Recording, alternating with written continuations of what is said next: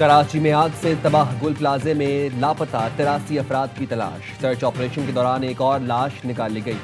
जहां बहक अफराद की तादाद 28 हो गई। Chief fire officer Mohammad Humayun का कहना है कुछ मकामात पर धुएं से मुश्किलात हैं, मलबा बहुत ज्यादा है, एक हफ्ता लग सकता है। डायरेक्टर SBCA का कहना है इमारत बहुत खतरनाक हो चुकी है, बकिया इमारत को लाजमी गिराना होगा। सिंध बिल्डिंग कंट्रोल अथॉरिटी का कराची में 3 रोज में फायर सेफ्टी सिस्टम नस्ब करने का अल्टीमेटम। SBCA ने चेयरमैन आबाद को गैर महफूज इमारतों की फहरिस्त भी भिजवा दी।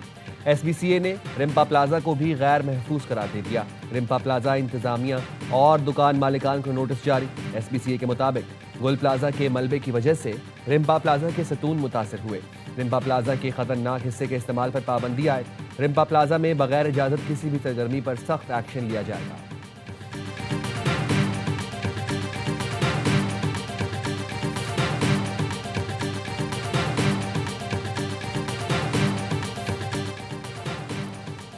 मेयर कराची मुर्तज़ा वहाब की रात के गुल प्लाजा आमद। मीडिया से गुफ्तगू में बिल्डिंग का 70% से ज़ायद हिस्सा क्लियर कर दिया गया।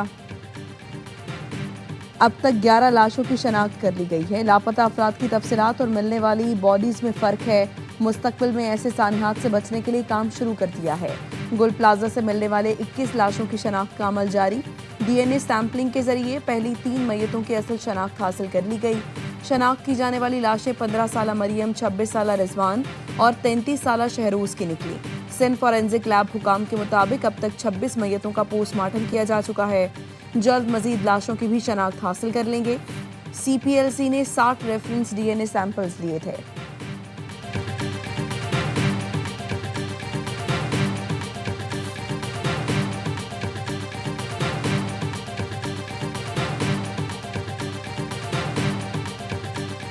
गुल प्लाजा का 40 से ज़ायद फीसद हिस्सा मुनहदम हो चुका है। इमारत का वजन कम करने के लिए एयर कंडीशनर उतारे जा रहे हैं। डिप्टी कमिश्नर साउथ जावेद नबी खोसो की मीडिया से गुफ्तगू। कहा मुतासरीन की एक एक चीज़ हमारे पास अमानत है। गुज़िश्ता रोज़ मलबे के 2 डंपर गायब हो गए थे। गायब होने वाले डंपरों का जल्द पता लगा लेंगे। इमारत के मलबे से निकलने वाली नकदी चोरी करने वाला मुबैना मजदूर पकड़ा गया। पुलिस ने मुबैना मजदूर को हिरासत में लेकर थाने मुंतकिल कर दिया।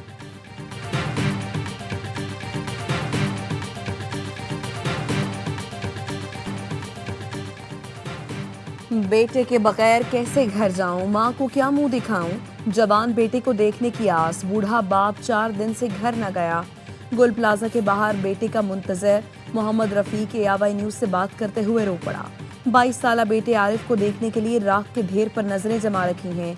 कहते हैं घर वालों से बहाने बना रहा हूँ, बेटा मिल रहा है ना कोई मालूमात। डॉक्टर आयशा, उनके शौहर उमर नबील और बेटा अली भी लापता। गाड़ी पार्किंग वाले को देकर गुल प्लाजा में शॉपिंग के लिए गए थे। उमर के भाई ने बताया आखिरी बात ये हुई थी कि पहली मंजिल पर हैं, धुआं बहुत है, कुछ दिखाई नहीं दे रहा। सजावल के नौजवान आमिर के अहले खाना भी शदीद परेशान। अहले खाना का कहना है आमिर ने बहन को फ़ोन पर बताया था मेरा दम घुट रहा है, उसके बाद कोई राबता ना हुआ। सेल्समैन तनवीर बेटे को सिम दिलाने का वादा करके गए थे। बेटा कहता है क्या मालूम था कि अब्बू लौट कर नहीं आएंगे। शॉपिंग के लिए आने वाली कई खवातीन और बच्चों का कुछ नहीं पता। 28 लाशें निकाली जा चुकी हैं। 83 अफराद लापता रिपोर्ट हुए।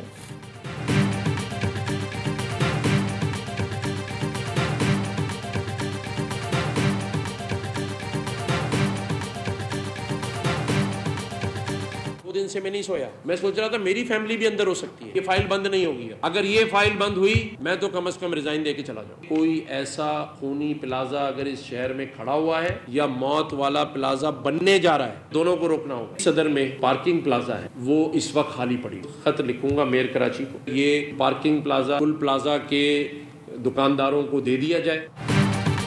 सानेहा गुल प्लाजा की फाइल बंद हुई तो इस्तीफा दे दूंगा। गवर्नर सिंध का ऐलान। कहा यह फाइल अब बंद नहीं होगी। सानेहा गुल प्लाजा से सबक सीखना होगा।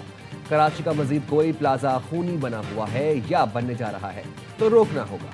कामरान टेसोरी कहते हैं सानेहे पर 2 दिन से सो नहीं पाया। मुतासरीन की चीखों पुकार कानों में गूंज रही है। गुल प्लाजा वाक़े का अजाला करना है, इल्ज़ाम तराशी नहीं करनी। ताजिर बरादरी के जख्मों पर मरहम रखना है। तमाम प्लाजों में फायर सेफ्टी का बंदोबस्त करना है। गवर्नर सिंध ने तजवीज़ दी गुल प्लाजा के दुकानदारों को सदर के खाली पार्किंग प्लाजा में शिफ्ट कर दिया जाए।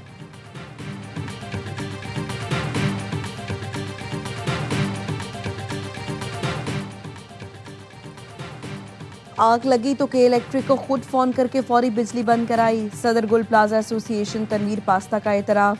प्रोग्राम 11th आवर में बताया आग लगने की इत्तला मिली तो प्लाजा में ही मौजूद था। अगर इलेक्ट्रिक वायरिंग में आग लग जाती तो ज्यादा जानी नुकसान हो सकता था। आग बुझाने के लिए सिलेंडर और फायर बॉल्स मौजूद थे, लेकिन इमरजेंसी एग्जिट लाइट्स नहीं लगी हुई थी।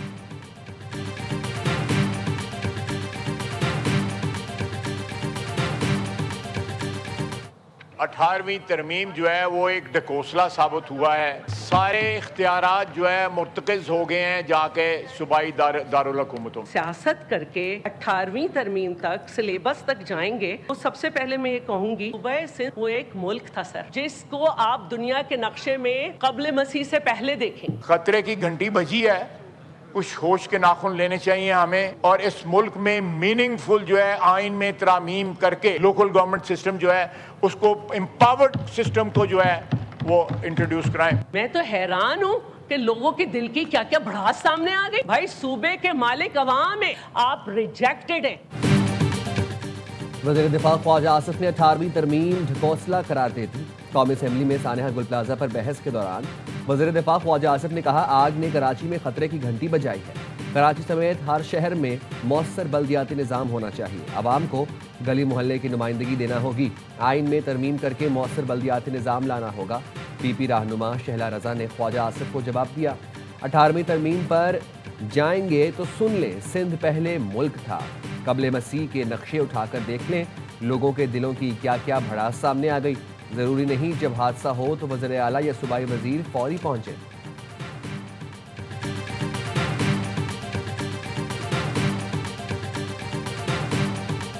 सबको फेयर टाइम भी देना है। अपनी चीजें मुझ पे थोपें और उसके बाद आपको मैंने बहुत मौका दिया। आई थिंक मेरी अभी अफनान साहब ने बात की है, मेरी गेस्ट ने बात की, शौकत हुसैन साहब को मौका भी नहीं मिला। मैं आपका प्रोग्राम छोड़ देती हूँ। शहला साहब आप थोड़ा तहम्मुल भी रखें, सुने भी। पीपी रहनुमा शहला रजा एआईवाई न्यूज़ का प्रोग्राम छोड़कर चली गईं। प्रोग्राम एंकर ने शहला रजा के आज असेंबली में दिए गए बयान को दोहराया तो वो नाराज हो गईं। बोली मेरे बयान को तोड़ मरोड़ कर पेश किया जा रहा है, मुझ पर इल्जाम लगाए गए, इसका जवाब दूंगी। दूसरे मेहमानों को टाइम देने पर शहला रजा नाराज। अब भी लापता हैं 40 से ज्यादा वहां पर लाशें मिल चुकी हैं। किसी ना किसी को तो जिम्मेदारी लेनी होगी। गुल प्लाजा में आग नहीं लगी, ये हमारे दिलों में आग लगी है। गुल प्लाजा में आग नहीं लगी, आग हमारे दिलों में लगी है। किसी न किसी को तो जिम्मेदारी लेना होगी। MQM रहनुमा फारूक सत्तार ने कहा 140A के तहत इख्तियारात देना इंतजामी तकसीम का मसला है, इसको सियासत की नजर ना करें। अमीनुल हक ने कहा इस्लामाबाद की 2.5 घंटे की प्रेजेंटेशन में सब अच्छा है कि नारा लगाया गया। गुल प्लाजा में लगने वाली आग का जवाब कौन देगा। विफाक ने कराची को 52 फायर टेंडर्स दिए थे, आज सिर्फ 36 काम कर रहे हैं।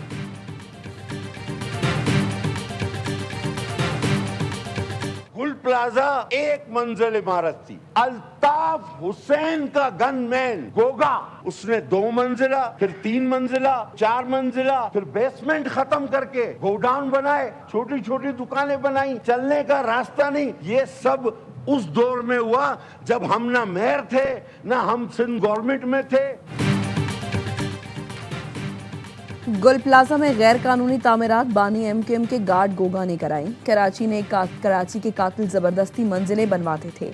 पीपी रहनुमा कादिर पटेल कहते हैं कि चाइना कटिंग कहां से आई, कराची के पार्क कहां गए, किसने नाजायज कटिंग की। 35 साल बाद पहली बार पीपल्स पार्टी को मैंडेट मिला तो कहते हैं कराची हमारा है। MQM सिंध हुकूमत में पीपल्स पार्टी की इत्तेहादी रही। सिंध के मसाइल में MQM बराबर की शरीक है। जमात इस्लामी और MQM ने 35 साल में कराची को यहाँ तक पहुँचाया। एक नून लीग और एक पीपल्स पार्टी, ये दोनों पार्टियां खानदान की जागीर हैं। यानी अगर आप नून लीग को देखेंगे तो 40, 50, 60, 70 चौधरी और कुछ खानदान इनके साथ मिलकर नून लीग है, और अगर आप पीपल्स पार्टी को देखेंगे तो जरदारी साहब का भुट्टो खानदान और 40-50 वडेरे। नून लीग में शरीफ फैमिली और पीपल्स पार्टी में भुट्टो जरदारी का राज है। अमीर जमात इस्लामी हाफिज नेमुर रहमान कहते हैं हमारा बुनियादी इंतखाबी निज़ाम गला सड़ा है। हुकूमत की 2 नाम निहाद बड़ी जमातों में जागीरदाराना निज़ाम है। वर्कर पार्टी चेयरमैन नहीं बन सकता। जमात इस्लामी ने पंजाब बल्दियाती एक्ट के खिलाफ रेफरेंडम के नतायज का ऐलान कर दिया। 99.7% लोगों ने बल्दियाती एक्ट मुस्तरद कर दिया। हाफिज नईम ने कहा, बल्दियाती एक्ट वापस ना लिया गया तो 15 फरवरी को पंजाब असेंबली का घेराव करेंगे।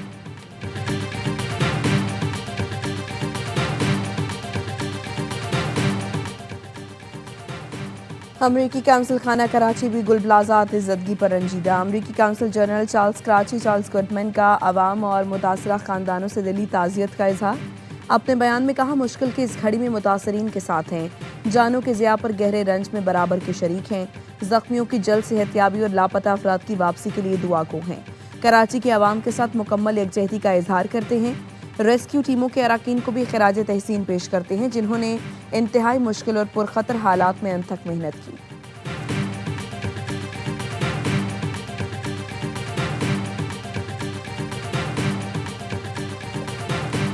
Pakistan and India, they were really going at it. 8 planes shot down. They were going to go nuclear, in my opinion. The Prime Minister of Pakistan was here, and he said President Trump saved 10 million people and maybe much more than that. They're both nuclear countries. सदर Donald Trump का एक बार फिर पाक भारत जंग रुकवाने का तज़किरा। कहा, पाक भारत जंग रोकना मेरी बड़ी कामयाबी है। पाक भारत जंग में 8 जंगी तैयारे गिराए गए। जंग ना रुकती तो 10 से 20 मिलियन लोग मारे जाते। वज़ीर-ए-आज़म शहबाज शरीफ ने कहा कि आपने 10 मिलियन जानें बचाई। 1 साला हुकूमती कारकर्दगी की रिपोर्ट भी जारी कर दी। कहा, हमें विरासत में तबाही मिली। अमरीकी एक्सपोर्ट में $150 अरब का इजाफा किया। अमरीकी फैक्ट्रियों में 41% से ज़ायद सरमायाकारी हुई। जो बाइडन ने सरहद खोली, जिसकी वजह से जराइम पेशा अफराद अमरीका आए। अब हमारे मुल्क में लाखों लोग कानूनी तरीके से आ रहे हैं। गुज़िश्ता 8 माह से अमरीका में कोई गैर कानूनी तौर पर दाखिल नहीं हुआ।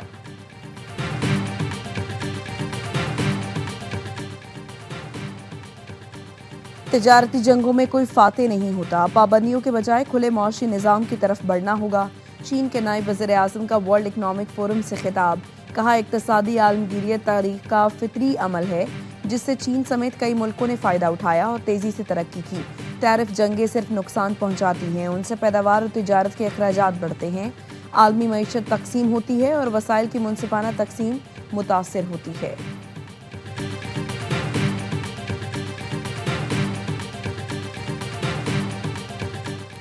वज़ीर-ए-आज़म वर्ल्ड इकनॉमिक फोरम इजलास में शिरकत के लिए स्विट्ज़रलैंड पहुँच गए। वो आलमी इक़्तिसादी फोरम से खिताब और मुख्तलिफ इजलासों में शिरकत करेंगे। वज़ीर-ए-आज़म की आलमी रहनुमाओं से मुलाकातें भी मुतवक्के। आलमी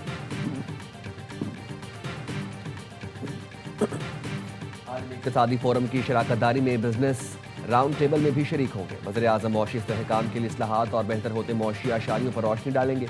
पाकिस्तान के इस्तेहकाम से मुतालिक ट्रिपल ओ पर प्रोग्राम पर बात भी होगी। गजा अमन बोर्ड मुआहिदे पर दस्तखत की तकरीब कल डेविस में होगी। सदर ट्रंप ने रूसी हम मनसब को भी बोर्ड का रुकन बनने की दावत दे दी। रुकनियत के लिए $1 अरब फीस मुकर्रर। कनाडा भारी भरकम फीस देने को तैयार नहीं। पाकिस्तान, भारत समेत 7 मुल्कों को बोर्ड में शमूलियत की दावत दी गई है।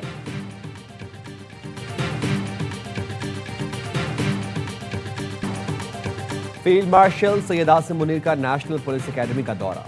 पुलिस के चाको चौबंद दस्ते ने गार्ड ऑफ ऑनर पेश किया। वज़ीर दाखिला और दीगर आला हुकाम हमरा थे। ISPR के मुताबिक फील्ड मार्शल ने यादगार शोहदा पर हाजिरी दी और फूल रखे। पुलिस एहलकारों की कुर्बानियों को खराज अकीदत पेश किया। फील्ड मार्शल को शील्ड के उमूर से मुतालिक आगाही दी गई। फील्ड मार्शल ने कहा, कानून नाफिज करने वाले इदारों के साथ इंट्रा एजेंसी ताउन इंतहाई अहमियत रखता है। जदीद पुलिसिंग से बेहतर नतायज हासिल किए जा सकते हैं। पेशावराना अवामी पुलिस फोर्स अमन व अमान के फ़रोग़ के लिए अहम है। मुसल्लह अफ़वाज हमेशा पुलिस के बहादुर जवानों के साथ खड़ी है।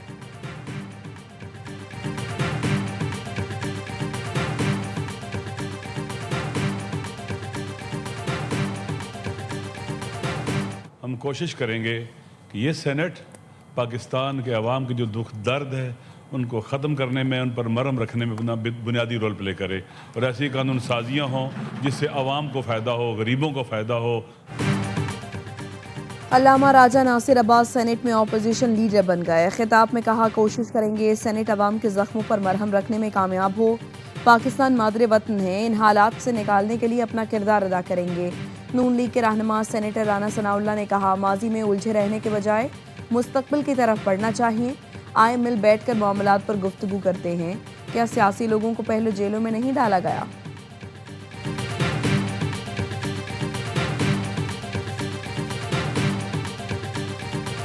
जितना पैसा भी अभी लगा रहे हैं पंजाब डेवलपमेंट प्लान के ऊपर, जाहिर है बिलियंस है, फॉर्चून है इतनी बड़ी। प्लीज मेक श्योर आपके पास जो स्ट्रीट आप खोद रहे हैं, जो मोहल्ला आप खोद रहे हैं, आपके पास उसका end to end beautification plan होना चाहिए। तरक्याती मंसूबों पर अरबों रुपए खर्च किए जा रहे हैं, ब्यूटिफिकेशन प्लान लाजमी होना चाहिए। वज़ीर आला पंजाब मरीम नवाज का कमिश्नर और डिप्टी कमिश्नर से खिताब, कहा शहरों में स्ट्रीट लाइट्स की तनसीब और ग्रीन बेल्ट का तहफ़्फ़ुज़ यकीनी बनाया जाए। पुराने मैन होल्स बंद करना भी आपकी जिम्मेदारी है। मैन होल्स का लेवल सड़क के बराबर होना चाहिए। लोग मोटरसाइकिल चलाते हुए ढक्कन से टकरा कर गिर जाते हैं। मंसूबे की तकमील के बाद किसी भी महकमे को सड़क खोदने नहीं देंगे।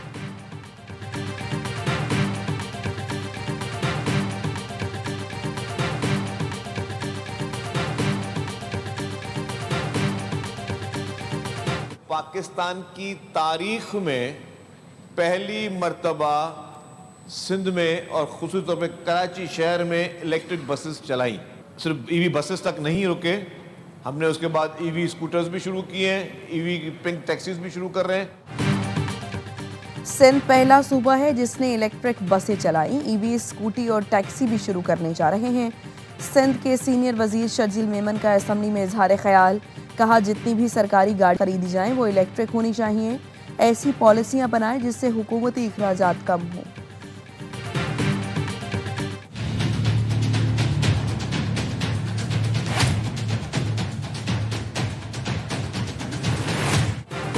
पंजाब के मुतादिद अजला में धुंध, हद निगाह इंतहाई कम रह गई। मोटरवे M2 लाहौर से शेखुपुरा तक, M11 लाहौर से सियालकोट तक और लाहौर ईस्टर्न बाईपास ट्रैफिक के लिए बंद।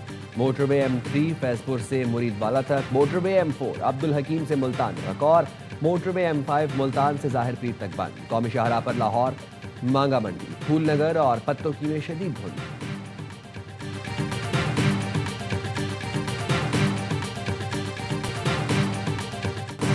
बांग्लादेश वर्ल्ड कप के लिए भारत ना जाने पर डट गया। वर्ल्ड कप मैचों का तनाज़ा आज हल होने का इम्कान। क्रिक इन्फो का कहना है आईसीसी बांग्लादेश की इवेंट में शिरकत से मुतालिक फैसला आज सुनाएगी। वेबसाइट का दावा है हफ्ते को ढाका में होने वाली मीटिंग में बीसीबी को डेडलाइन का बता दिया था। बांग्लादेशी मुशीर खेल आसिफ नजरल कहते हैं मीटिंग में कोई मुआहिदा हुआ, न ही आईसीसी ने कोई डेडलाइन दी थी। सिक्योरिटी खदशात की बिना पर मैचेस श्रीलंका मुंतकिल करने का मुतालबा भी दोहरा दिया।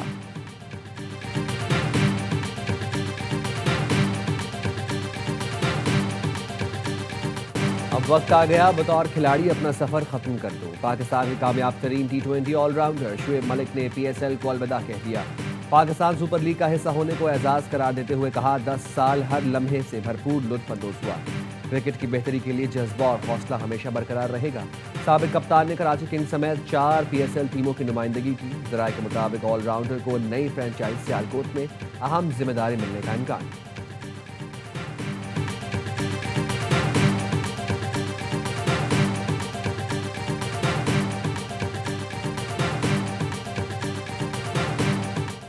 पाकिस्तान के कर्नल फरूख नदीम ने एशियन शॉटगन शूटिंग चैंपियनशिप में सोने का तमगा जीत लिया। दोहा में होने वाले मुकाबले में रिकॉर्ड साज कारकर्दगी दिखाते हुए पहली पोजीशन हासिल की। चैंपियनशिप में 33 मुल्कों के शूटर्स ने शिरकत की। कर्नल फरूख नदीम ने गोल्ड मेडल पाकिस्तानी अवाम और पाक फौज के नाम कर दिया। और पाकिस्तान की खवातीन फुटबॉल टीम पहली बार फीफा के इवेंट में शिरकत के लिए तैयार। 48 टीमों पर मुश्तमिल फीफा सीरीज 2024 के ग्रुपों का ऐलान कर दिया गया। कौमी टीम अपने मुकाबले आइवरी कोस्ट में खेलेगी। मार्च अप्रैल में मेजबान मुल्क समेत 4 टीमों से मुकाबला होगा।